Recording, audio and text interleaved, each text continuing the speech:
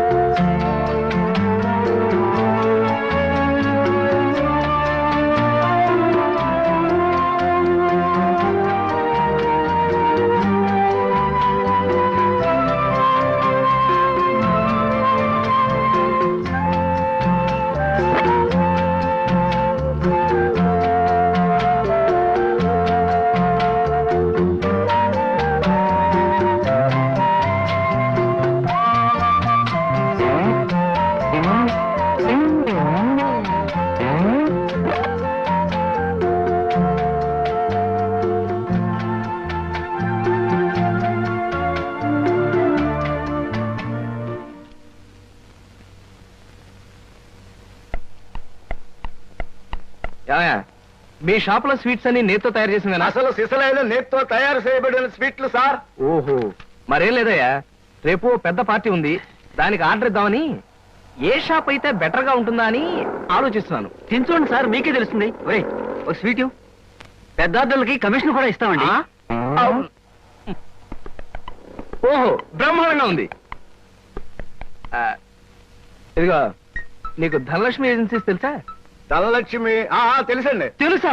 పక్క వీధిలో bus stand పక్కన 10వ నెంబర్ ఇల్లే కదండి. కరెక్ట్ అయ్యా బాబు. అమ్మయ్యా, ఇదిగో అక్కడ రేపు పార్టీ. కుర్రాడికి అడ్వాన్స్ ఇచ్చి పంపిస్తాను. 10 కేజీలు స్వీట్ బ్రహ్మాండంగా ఉండాలి. 10 కేజీలు. ఓ మైసూర్ పాకు. ఈ మైసూర్ పాకు ఏంటి సార్? పాలకోవా కూడా తీసుకోండి. Thank you. స్వీట్ మాత్రం బ్రహ్మాండంగా ఉండాలి. చాలా బాగుండాలి. బాగా చేద్దాం. ఏమండి అడ్వాన్స్? ముక్క పీకడానికెందుకు చిందర వందరే. ఇదిగో దొంగ కోళ్ళ నా ముక్కలు చూస్తే నేను ఒప్పుకోను. అయినా మీ చేతిలో ముక్కలు పెట్టుకుని నా చేతిలో ముక్కలు చూస్తారేంటి? నా ముక్కలు ఎప్పుడైనా చూసుకోవచ్చు కదరా. ముందు నీ ముక్కలు చూస్తే ఒక పని అయిపోతుంది కదా.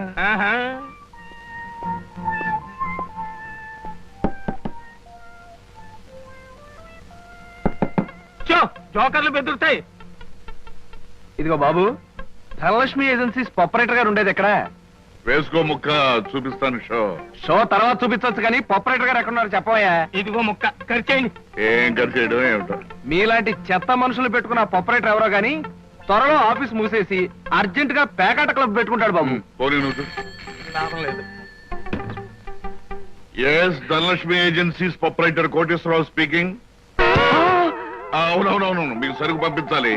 కాకపోతే సేల్స్ మెన్ ప్రాబ్లం వల్ల వెంటనే పంపించలేకపోయాను. అలాగే త్వరలోనే పంపిస్తాను. ఓకే సార్, ప్రొపరేటర్ గారు మీరా? ఈ అవతారం చూసి బండలో తరుకున్నాను, నన్ను క్షమించండి సార్. మన్నించండి, ఆట అయిపోయింది. వీరెవరు సార్? మీ అసిస్టెంట్ మేనేజరా? కాదయ్యా, వీడు నా ప్యూన్ గాడు. నేను ఇచ్చే జీతం డబ్బులు కాక కనీసం నా దగ్గర నెలకి ప్యాకెట్లో 200 రూపాయలైనా ఖర్చు చేస్తాడు. మీరు ప్రొపరేటర్ అయ్యుండి ఆఫ్టర్ ఆల్ ప్యూన్ తో ప్యాకెట్ ఏమిటి సార్? చూడవయ్యా, ఆఫీస్ టైమ్స్ అయిన తర్వాత ప్రొపరేటర్ ప్యూన్ అనే తేడా లేదయ్యా, అందరూ సమానమే. అవును, ఇంటర్వ్యూకి వచ్చినట్టున్నావు. నీ పేరేంటి? కృష్ణ సార్. ఇంటర్వ్యూ కని పొద్దుననగా బయలుదేరి ఇప్పటికి చేరుకున్నాను సార్. మీరేమీ అనుకోనంటే ఒక్క మాట అడుగుతాను సార్. ఇంటర్వ్యూ కని పిలిచిన అడ్రస్ లో గాంధీనగర్ పక్క, కమలా థియేటర్ వెనకాల, రాముల వారి గుడి ముందు అని అర్థం పర్థం లేని అడ్రస్ ఇచ్చారేమిటి సార్? చూడు కృష్ణ, నేను ఇవ్వాలనుకున్నది సేల్స్ మెన్ ఉద్యోగం. సేల్స్ మెన్ అనేవాడు ఊరంతా తిరగటం, ఎలాంటి అడ్రస్ అయినా పట్టుకోగలగటం మొదటి క్వాలిఫికేషన్. ఆ క్వాలిఫికేషన్ ఉన్నవాడే ఇక్కడికి రాగలడని అడ్రస్ అలా ఇచ్చాను. 8 మందికి గాను నువ్వు అక్కడ వచ్చావు కనుక ఫస్ట్ టెస్ట్ లో పాస్ అయినట్టే. Thank you sir, thank you very much. Second test ఏమిటి సార్? అచ్చు యంత్రాన్ని కనిపెట్టింది ఎవరయ్యా?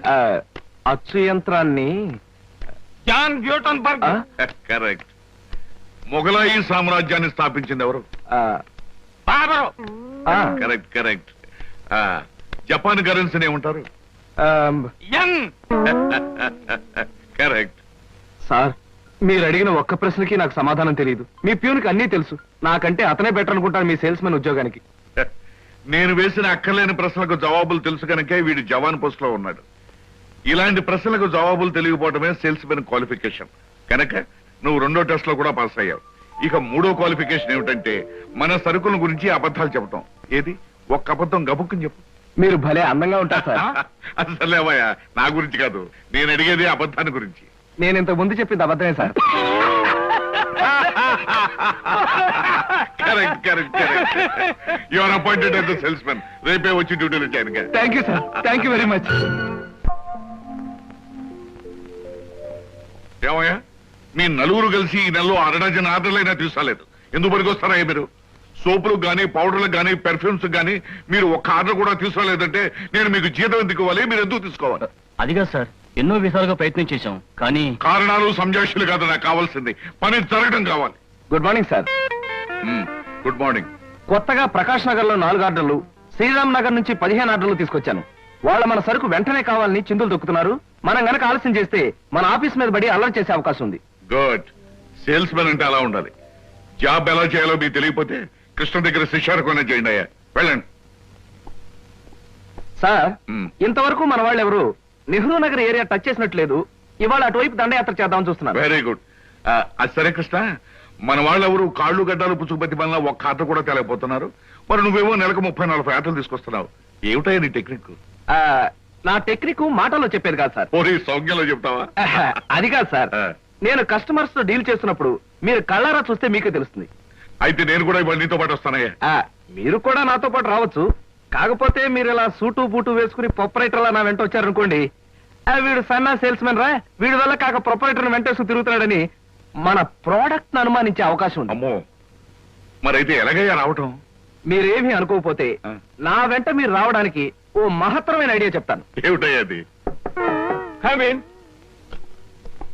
Good morning sir. Good morning. Potharaju,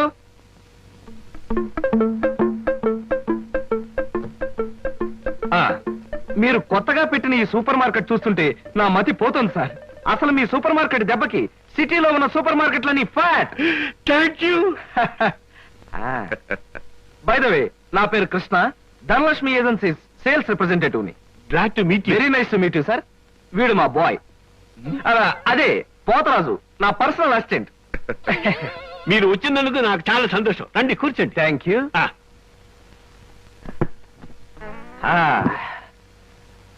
Potharaju, boys కూర్చోకూడదు కదా.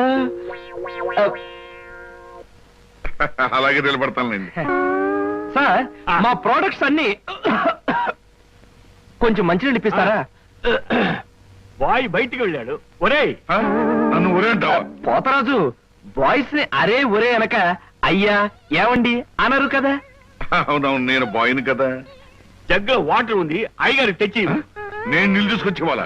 లేకపోతే నేను తీసుకురావాలా? కదా పోతరాజు, ఇప్పుడు నువ్వు బాయ్ కదా. అవును, నేను బాయ్ని కదా. నీ బాయ్ ఏంటి జోకర్ లాగా ఉన్నాడు? కొత్తగా చేరాడు, మొద్దు స్వరూపం, మీరేమనుకోకండి. ఆహా, మిమ్మల్నే సార్.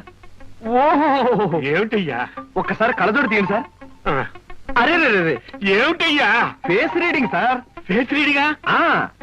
మొహాన్ని పట్టి ఆ. అవతల మనిషి యొక్క మంచి చెడు చెప్పడం. దాన్ని నేను 6 సంవత్సరాల పాటు అలహాబాద్ లో ఐజిన్ ఓవర్ అనే ఆస్ట్రేలియన్ దొర దగ్గర ట్రైనింగ్ పొందా. మీరిప్పుడు ట్రైనింగ్ పొందారు? ఈ దిక్కుమాల ఉద్యోగంలో చేరక ముందు. నువ్వు కాస్త నోరు ముసుగు నిలబడు. ఒరేయ్, ఆ ఫ్లాస్క్ లో కాఫీ ఉంది, పట్టుకురా. నేను కాఫీ తీసుకురావా? ఆ. ఏంటి దొరలాగా మాట్లాడతాడు? ఒకప్పుడు బాగా బతికిన వెధాలండి. ఆ? నేను వెతవనా? నువ్వు బాయ్ కదా, వెళ్ళి కాఫీ పట్టరా. సార్, ఆ, మీ ఫేస్ చూస్తుంటే ఆ, చక్కటి భార్య, చుక్కల్లాంటి పిల్లలు, లక్షల ఆస్తి ఉన్నట్టు కొట్టొచ్చినట్టుగా కనిపిస్తోందండి. ఇక ఫ్యూచర్ లో మీకు గొప్ప చేంజ్ రాబోతోంది. గొప్ప చేంజ్. ఆ. అది ఏంటయ్యా? ఆడరేఖ, ఆస్తి రేఖ వరుసగా మీ రేఖలు కలవబోతున్నాయి. నిజంగా? అందులో ఆశ్చర్యపోవాల్సిందే ఉందండి. ఆ. మీ అందం, మీ పర్సనాలిటీకి ఏ ఆడదైనా ఇట్టే పడిపోతుంది. సిగ్గుపడకండి. కాకపోతే ఎంత తొందరలో పడబోతుందనే విషయం చెప్పాలంటే కొంచెం స్టడీ చేయాలి. ప్రస్తుతం నాకు టైం లేదు. మా సరుకు ఆర్డర్ తీసుకోవాలి కదండి, ఏదో పొట్టకుట్టు కోసం. పద పోతరాజు. మీ సరికి నేను ఆర్డర్ ఇస్తాను. ఏదో డీప్ గా స్టడీ చేయాలని చెప్పారే, చేయండి. కూర్చుని కూర్చుని. ముందా ఆర్డర్ సంగతి ఏదో మనం తేల్చేస్తే ఆ తర్వాత మీ ఫేస్ రీడింగ్ గురించి నేను తేల్చేస్తాను. ఆర్డర్ తీసుకోండి. ఇంకా ఏం కావాలి? ఓ ఫ్రూట్ సాలెడ్. ఫ్రూట్ సాలెడ్ వద్దులే, నేనే వెళ్ళి తీసుకొస్తాను. థ్యాంక్స్ రా.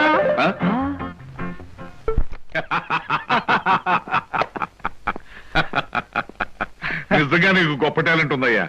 6 నెలల్లో ఆడది ఆస్తి కలిసి వస్తుందని 60,000 రూపాయల సరుకు వాడికి అంటకట్టావు.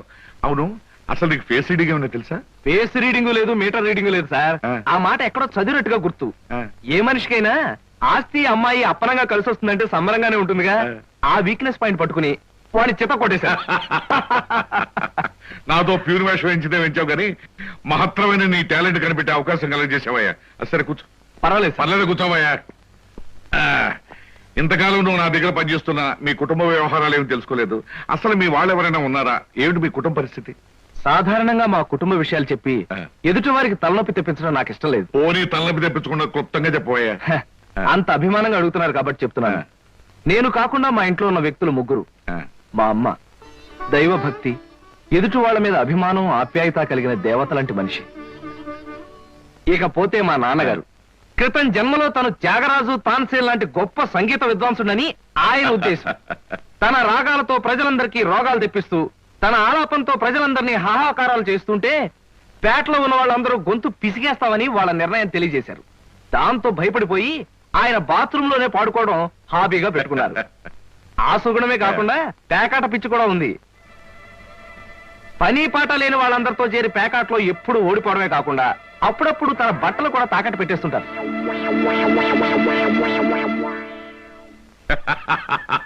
ఇక మిగిలింది మా తమ్ముడు సినిమా యాక్టర్ చిరంజీవి. ఏమిటి, సినిమా యాక్టర్ చిరంజీవి మీ తమ్ముడా? అబ్బే కాదు సార్, మా తమ్ముడు బాబ్జీ చిరంజీవి అభిమాని. అలా చెప్పు, లేకపోతే చిరంజీవి మీ తమ్ముడు ఏమిటి, నీకు ఉద్యోగం ఏంటి అనుకుంటున్నాను. అబ్బే కాదు సార్. ఇక యథాశక్తి వాడు చదువు సంఖ్యలు మానేసి సినిమా థియేటర్ల దగ్గర కటౌట్లకు దండలు వేయడం, చిరంజీవి సినిమా రిలీజ్ అయితే పిచ్చిగా రెచ్చిపోయి థియేటర్ దగ్గర గోల చేయడం ప్రస్తుతం వాడి జీవిత జయంగా పెట్టుకున్నాడండి. అది సార్ మా కుటుంబ పరిస్థితి. అంటే ఇంటెల్లపాదికి సంపాదించి పెట్టేవాడు నువ్వు ఒక్కడవేనన్నమాట. చూడు మిస్టర్ కృష్ణ, నీ కారణంగా మన కంపెనీ ఎంతో అభివృద్ధిలోకి వచ్చింది. అందుకు ప్రతిఫలంగా మీ కుటుంబానికి సాయం చేయడం ప్రొపరైటర్ గా నా కనీస ధర్మం. ఈ నెల నుంచి నీ జీతం 1000 రూపాయలు పెంచుతున్నాను. Okay? Thank you sir, thank you very much. ఆ విధముగా జూదమునందు అన్ని పోగొట్టుకున్న పాండవులు అరణ్యవాసములకు బయలుదేర్రి. ఆహా, ఏమి రాశాడయ్యా మహానుభావుడు. ఎవరు? వాల్మీకి మహాకవి.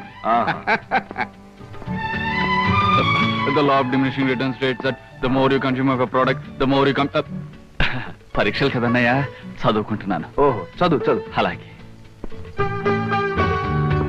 అమ్మా అమ్మా. వస్తున్నాను బాబు. చేసేది సేల్స్ మెన్ ఉద్యోగం. నీడ పట్టున ఉండకుండా ఎండనక వాననక ఊరంతా తిరిగి అలసిపోయేస్తుంటాం. నీ కష్టం తెలుసుకుంటే నాకెంతో బాధగా ఉందిరా కృష్ణ. కాఫీ తీసుకో బాబు. అమ్మా, నా కష్టంతో ఇంట్లో అందరి ఆకలి తీరి కుటుంబం అంతా ఆనందంగా ఉందని తలుచుకున్నప్పుడల్లా నాకు సంతోషంగాను సంతృప్తిగాను ఉంటుందమ్మా. అన్నట్టు ఇవాళ జీతం అందింది. ఇంటి ఖర్చులు ఏమిటో, ఎవరెవరికి ఎంతెంత ఇవ్వాలో లిస్ట్ రాసిస్తే. కృష్ణ, ఈ వయసులోనే సంపాదించే బాధ్యతను ఎత్తునేసుకున్నావు. కుటుంబాన్ని నడిపే బాధ్యత కూడా నీకెందుకురా? డబ్బు నాకిస్తే ఖర్చులు మిగిలిన విషయాలన్నీ నేను చూసుకుంటాను. నీకివ్వడానికి నాకేమీ అభ్యంతరం లేదమ్మా. కాకపోతే ఈ కాస్త జీతంలోనూ అందరినీ మేనేజ్ చేయడం నీకు కష్టమేమోనని. ఒరేయ్, నేను అమ్మని, నాకు ఆ మాత్రం తెలీదు. అమ్మవు కాబట్టే అందరి మాటలకు కరిగిపోయి అడిగిన వాళ్ళందరికీ కాదలేక ఇచ్చేస్తావని. సర్లేరా. సరే సరే సరే, తీసుకో. నేను వెళ్ళి బట్టలు మార్చుకొస్తాను. బియ్యానికి 300. అమ్మా, ఇంకో విషయం చెప్పాలంటే ఏడుపు వస్తుందమ్మా. ఏడవలసిన అవసరమే వచ్చిందిరా బాబ్జీ. ఇంట్లో నాన్న సంగీతంతో హింసిస్తున్నాడని చదువుకోవడానికి బీచ్కి వెళ్ళాను. అక్కడ వాచ్ పోయిందమ్మా. ఎల్లుండి నుంచి పరీక్షలు. కనీసం చేతికి సెకండ్ హ్యాండ్ వాచ్ అయినా ఉండాలిగా. 100 రూపాయలు బొమ్మా. ఈసారైనా తగలేసుకోకుండా వాచి కొనుక్కో. అలాగే. ఇదిగో 100. అయినా వాచి బారేసుకోవడం ఏమిట్రా పిచ్చి వెధవ.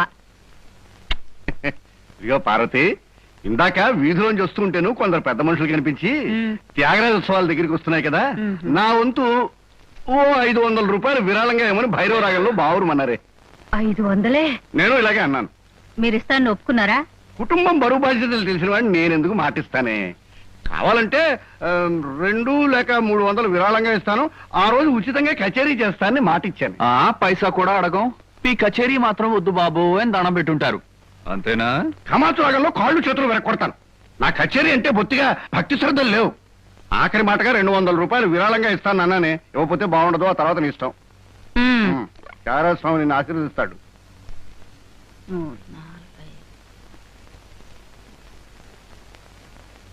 అమ్మగారు పాలకు డబ్బులండి.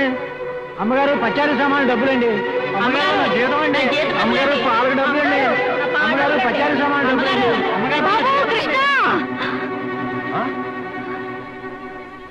నా వల్ల కాదురా. అమ్మా, డబ్బు సంపాదించడం ఎంత కష్టమో ఖర్చు పెట్టడం కూడా అంతే కష్టం అమ్మా. ఖర్చు పెట్టే విషయంలో మనసుని మమతని కాస్త కట్టేసుకోవాలి. రే బాబ్జీ, బాబ్జీ, ఏంటన్నయ్య? నీకు 100 రూపాయలు ఎందురా? Watch beach. ఆ? వాచ్ బీచ్ కొట్టానంటే దవడ వాచి బీచ్లో గోచితో పరిగెడతారు రాస్కెల్. ఇదేంట్రా? అరే, ఇది ఎక్కడ దొరికిందన్నయ్య? ఆ చమల్లాల్ కొట్లో నువ్వు తాకట్టు పెట్టిన చోట దొరికిందిరా. 75 రూపాయలు ఇచ్చి విడిపించి తీసుకొచ్చాను. ఆ 100 రూపాయలు ఇట్టించి వాచ్ తీసుకో. చూడు, ఎక్కువ భయం నటించక. మొహమ్మద్ కొట్టానంటే భూపాల్ రాగంలో భారీ ఎత్తున ఎడుస్తావు. సినిమా హాల్లో తెరల మీద పువ్వులు చల్లడానికి, చిల్లర చల్లడానికి వాచీలు తాకట్టు పెట్టుకుంటారా? అడ్డగాడిదా అని. వాడు అడ్డగాడిదైతే మరి నీ సంగతి విన్నానా? నా సంగతి వేర్రా. ఏమిటి, త్యాగరాజోత్సవాలు జరిగి నెల కూడా కాలేదు, మళ్ళీ త్యాగరాజోత్సవాలు ఎక్కడి నుంచి వచ్చానన్నా? అవి త్యాగరాజోత్సవాలు కాదురా, సంగీతం నీకు తెలీదు. అవి రాగరాజోత్సవాలు. మాయ రాగరాజోత్సవాలు. సరే, పేకాట ఆడడానికి ఇంట్లో అబద్ధం చెప్పి డబ్బు తీసుకోవడానికి సిగ్గుపడాలన్నా. అరే నువ్వు చెప్పుడు మాటలు చెడిపోతున్నావురా. నేను ప్యాకెట్ ఆడుతున్నాను ఎవరు చెప్పారా నీకు? ఎవరు చెప్పారా? ఎవరు చెప్పారు? చెప్తా, చెప్పు. పిచ్చివాడు. ఆ మూట ఏమిట్రా? ఈ మహానుభావుడు పేకాట్లో ఓడిపోయి బట్టలన్నీ తాకట్టు పెడితే విడిపించి తీసుకొచ్చాను. అవ్వా, ఓహో, అందుక ఇందాక పేపర్ అడ్డం పెట్టుకుని గదిలో పరిగెడుతున్నారు. ఏమండి? మొగుడు ఏమైనా అంటే కళ్ళు పోతాయే. ఇక నేను చెప్పాల్సింది ఏమీ లేదురా. ఇదిగో 200 రూపాయలు. 100 రూపాయలు ఇవ్వరా? పితృభక్తి లేదు. చూసావమ్మా, ఖర్చు పెట్టడంలో నీకు నాకు ఉన్న తేడా. నువ్వెంతో కష్టపడి తెచ్చి డబ్బు వెళ్ళిలా తగలేస్తారని నేను ఎలా అనుకుంటానురా. అన్నట్టు మర్చిపోయాను, ఇంటికెళ్ళావిడే అద్దె కోసం కబురు చేసింది. ఓహో, అదో సమస్య ఉంది కదూ. నేను వెళ్ళి తెలుసుకొస్తా. ఏమండి, టిఫిన్ రెడీ చేశాను, రండి తిందురు గాని. తినడం పడుకోవడం తప్ప ఏమీ చేత కాదు. రావయ్యారా, అద్దె డబ్బులు తీసుకొచ్చావా? ఆ పని మీద వచ్చానండి. కానీ టిఫిన్లు పెడుతూ ప్రొఫైల్లో నుంచున్న మిమ్మల్ని చూస్తుంటే అదేదో సినిమాలో రేఖలా అనిపించి అక్కడే నిలబడిపోయానండి. కొంచెం ఇటు తిరుగుతారా? అరే రే, కొద్దిగా అటు తిరుగుతారా? అయ్యో, నువ్వు మరీ చెబుతావయ్యా. నేను రేఖలా ఉండడం ఏమిటి? ఆ అమ్మాయి నాకన్నా కొంచెం సన్నం అనుకుంటాను. సన్నం కాబట్టే మీ అంత అందంగా కనిపించదండి. చూసారా, మీరు అలా నవ్వుతూ ఉంటే మీ బొగ్గ మీద సొట్టలు బాబీ సినిమాలో డింపుల్ కపాడేలాగా అనిపిస్తున్నారండి. ఆ పిల్ల నాకన్నా 1-2 సంవత్సరాలు చిన్నదనుకుంటాను. చిన్నది కాబట్టే మీ అంత మెచ్యూరిటీ ఆవిడలో లేదు.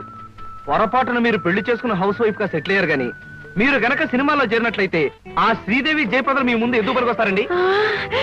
అదేమిటయ్యా నుంచోనే మాట్లాడతావు? కూర్చో, టిఫిన్ తిందు గాని. దాందే ఉందండి. అస్సలు మీ ఫిగరు కలరు కాలేజ్ అమ్మాయిలు కూడా ఉండదండి. నువ్వు మరీ పొగిడేస్తున్నావు బాబు. ఇంకో దోశ వేసుకో. టిఫిన్ గా నన్ను పిలిచి దోసేసుకొని అతను పెడతానేంటి? అబ్బా, నీకెప్పుడు తిండి పిచ్చే. ఇంటికి వచ్చిన గెస్ట్ కు పెట్టాలి కదా. గెస్ట్ కి పెట్టి నాకు అభ్యంతరం లేదు, కానీ నాకు కూడా తగలే. తినండి. బాబు, నీకు హార్లిక్స్ కావాలా, బోన్విటా కావాలా? ఉల్లాసానికి ఆనందానికి వాడండి హార్లిక్స్. అయితే అదే తీసుకొస్తాను. ఏమండి, 1 మినిట్. వెనక నుంచి మీ మూమెంట్స్ చూస్తూ ఉంటే ఆ మూమెంట్ ఎలా ఉంటుందో ముందు నాకు చెప్పు, నేను తర్వాత దానికి చెప్తాను. అదేమిటండి అలా విసుక్కుంటారు? ఆ అబ్బాయి ఏదో సరదాగా మాట్లాడుతుంటే. ఏమండి, ఆయన ఇప్పుడే ఇలా విసుకుంటున్నారు. ఇక నేను అద్దె డబ్బులు ఇవ్వలేనన్నా అనుకోండి, ఇంకెంత విసుకుంటారు. ఆయన విసుకోకుండా నేను చూసుకుంటానుగా. మీరు ఊరుకోండి. చూడు బాబు, అద్దె ఈ నెలలో ఇవ్వలేకపోయినా వచ్చే నెలలో ఇద్దు గాని. థ్యాంక్స్ అండి. టిఫిన్ తిను. ఏమయ్యా, నా తిండి తింటూ నాతో అబద్ధం చెప్పకూడదు. నిజం చెప్పు, మా ఆవిడ శ్రీదేవిలాగా జయప్రదలా ఉందే? మీరు అడిగారు కాబట్టి నిజం చెప్తున్నానండి. మీరు మాత్రం ఈ పక్క నుంచి చూస్తే శత్రుఘ్న సిన్హా ఉన్నారు. హైట్ విషయంలో కొంచెం తగ్గారు కాబట్టి రిషి కపూర్ గారి, పెరుగున్నట్టయితే అమితాబ్ బచ్చనే. అసలు మీ పర్సనాలిటీకి ఈవిడ్ని ఎలా పెళ్లి చేసుకున్నారండి? ఏమిటోనయ్యా, నా తలరాత నా కర్మ నిజానికి అదృష్టం బాగుంటే ఈ రేఖలో శ్రీదేవిలో చేసుకోవాల్సిన వాళ్ళే కదా. ఫ్యూచర్ లో చేసుకోవచ్చేమో. Anyway best of luck. ఈ దశ కూడా వేసుకో. Thank you. ఏం మొహమాటపడకు, పళ్ళు కూడా ఉన్నాయి. అలాగే. ఏరా మళ్ళీ అబద్ధాలు చెప్పి ఆ దంపతులిద్దరిని మోసం చేసి అద్దె బకాయి వేశావు ఏ? అమ్మా, జీవితంలో బ్రతకాలంటే మాటలైనా ఉండాలి, నోట్లైనా ఉండాలి. అసలు నీకు ఇంకో విషయం చెప్పనా? బారసాల నాడు నాకు రామకృష్ణ అని పేరు పెట్టి రామాని పిలవడం మానేసి కృష్ణాని ఎందుకు పిలుస్తున్నావే? అందుకేనేమో అబద్ధాలు చెప్పడం జీవితానికి తప్పనిసరి అయిపోయింది. ఉద్యోగంలోనూ అబద్ధాలు చెప్తున్నాను, ఇల్లు గడవడానికి అబద్ధాలు చెప్తున్నాను. కానీ ఈ అబద్ధాలు చెప్తున్నందుకు నేనేం బాధపడటం లేదమ్మా. ఎందుకంటే